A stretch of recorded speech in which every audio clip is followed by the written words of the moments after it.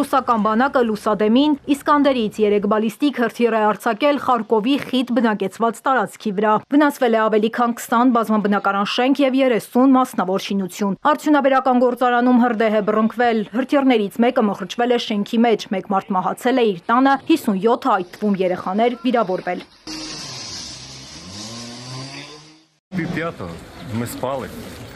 Քնած էինք, ձայնն այնպես ուժգին էր, որ վեր թռանք, պատուհանները կոտրվեցին, մի կերպ դուրս եկանք։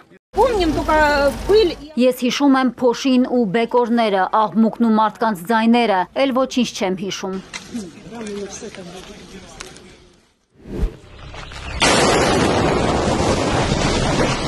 Ռուս-ուկրաինական ժամ առ ժամ թեժացող պատերազմի ֆոնին ԱՄՆ պետքարտուղար Մարկո Ռուբիոն հայտարարել է, որ Վաշինգտոնը կհրաժարվի Մոսկվայի եւ Կիևի խաղաղ համաձայնագրի ջանքերից, եթե մոտորերս առաջընթաց չգրանցվի։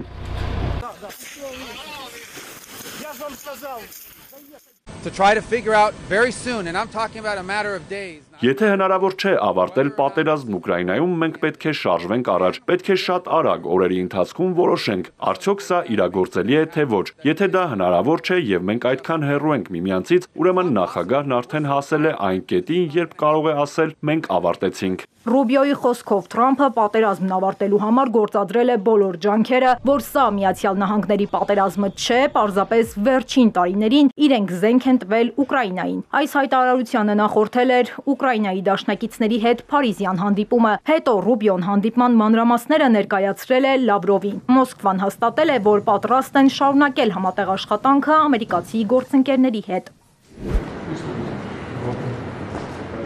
Անցած շաբաթ Պուտինի հետ 4 ժամ բանակցած Թրամփի հատուկ բանագնաց Վիտքոֆն է մանրամասներ պատմել բանակցություններից։ Նա Պուտինին ասել է, որ Ռուսաստանը կկարողանա պահպանել ուկրաինական որոշ շրջաններ, բայց ոչ բոլորը։ Խոսքն այն տարածքների մասին է, որոնք բնակեցված են ռուսախոսներով։ Դրանք Կիևին այդքան էլ հետաքրքիր չեն։